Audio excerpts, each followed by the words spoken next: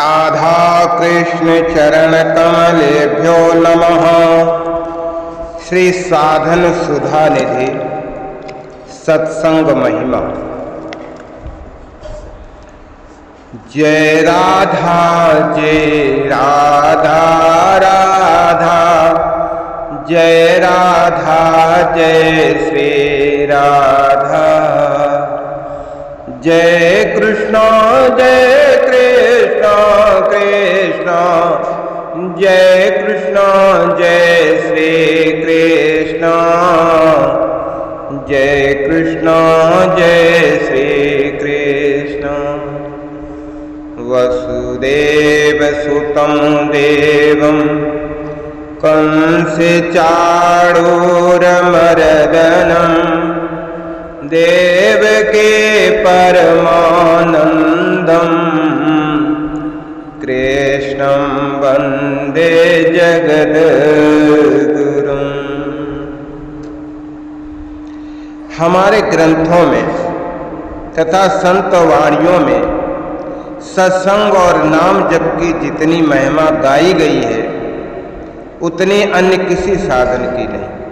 कलयुग में केवल नाम साधना ही आधार है, अन्य साधन तो प्रासंगिक हैं।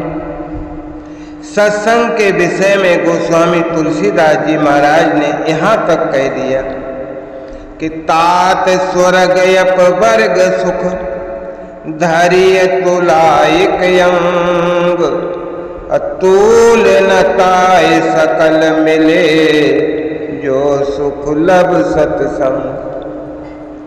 पुण्य पुंज बिनु मिलहि न संता, पुण्य पुंज बिनु मिलहि न संता, सतसंगत संस्कृति करयंता, सतसंगत संस्कृति करयंता। सतसंगत मुद मंगल मूला, सोई फल सिद्ध सब साधन कूला। अर्थात सत्कर्म, सच्चर्चा, सच्चिंतन और सत्संग, ये चार उत्तरोत्तर श्रेष्ठ साधन है।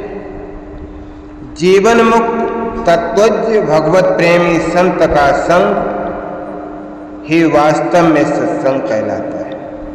इसके अतिरिक्त सच्चर्चा होती है, सत्संग नहीं।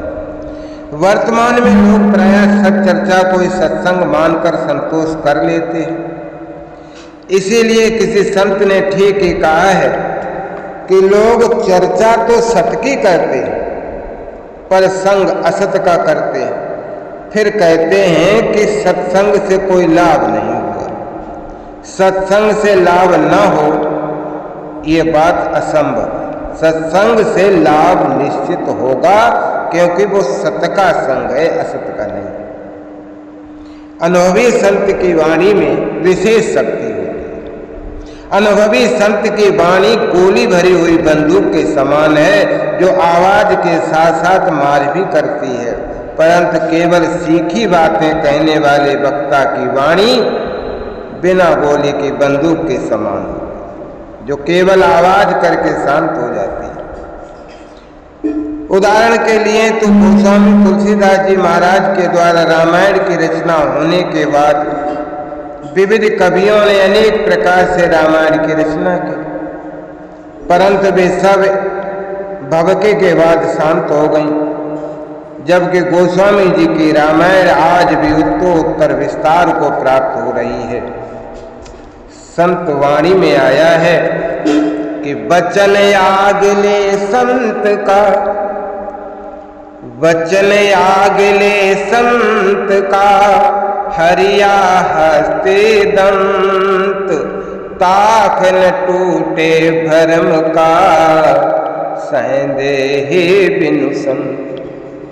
कोई योद्धा हाथी दांत को हाथ से पकड़कर शत्रु के किले का द्वार खोलना चाहे तो नहीं खोल सकेगा, क्योंकि दांत के पीछे हाथी की शक्ति चाहिए। ऐसे ही अनुभवी संत की वाणी हाथी के दांत की तरह शक्तिशाली होती है, जिससे अज्ञान के द्वार टूट जाते हैं।